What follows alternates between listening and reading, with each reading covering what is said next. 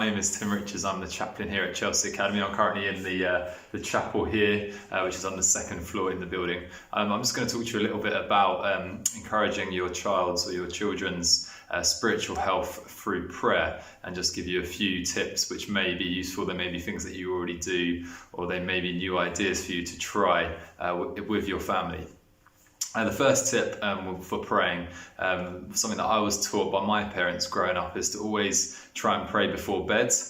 Try and do it as the last thing you do, or maybe even the first thing you do as you get up. But we used to pray as a family before going to bed, and two simple ways of praying are thank you and please prayers. So my parents would ask us all, me and my brothers, to close our eyes and to say a prayer of thanks, one thing that we were thankful for from that day, and one please prayer, something that we were asking God for, maybe for the next day or for the week ahead. So that's my first tip. I've got 3 tips for you.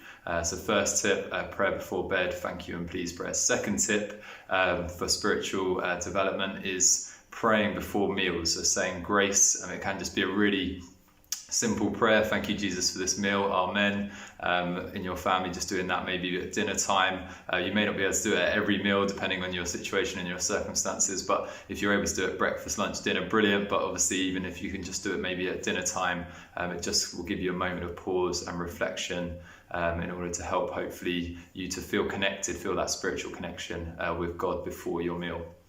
My third and final tip is learning as a family some of the more well-known prayers, or the famous prayers, such as the Lord's Prayer. So challenging your family and your children to see if you can learn it off by heart, so that you can say that maybe before a meal or before bed. So those are my 3 top tips for you: prayer before bed, prayer before meals, and learning the Lord's Prayer off by heart.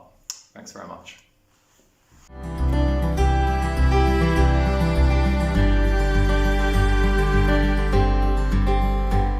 When we talk with very young children, we can never be quite sure what questions they are going to ask.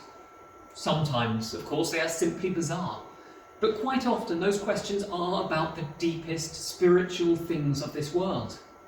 Why is the world here? What happens when I die?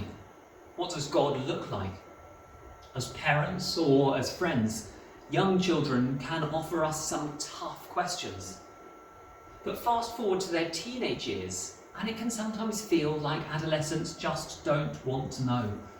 That childlike wonder in the smallest things of this world can be replaced by an intricate interest, say, in the tiny details of Minecraft or some other computer game. So here are 3 suggestions for how to have spiritual conversations with your teenager. First, model it yourself. Pray. And be ready to be honest with your teenager about the joy of prayer and the frustration of it. Go to church, or the mosque, or the temple, and help them to learn what it is to be part of a worshipping community. And again, be honest about how this can be both joyful and boring, life-giving and frustrating. Look for moments of joy and beauty in your life, moments when you sense God at work, and be joyful for them. Second, open up conversations with your teenager about the big things in life. Talk about films and TV programs you've both seen.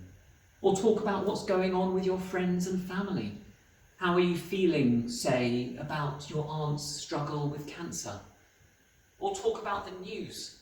What might we learn from a pandemic about God? Why does racism still happen? These are tough questions. You are probably struggling with them yourself. Your teenager certainly is.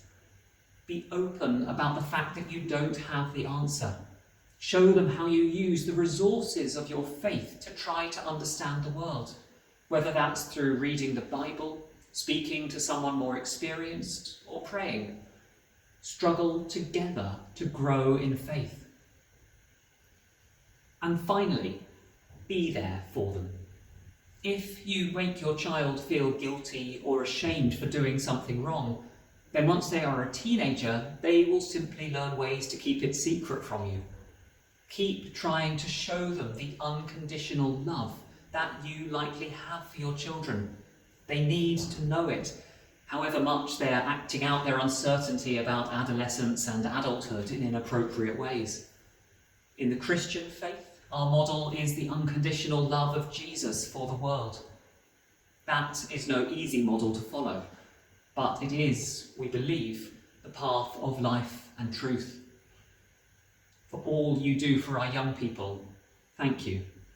And may God be with you in all you do and with your children.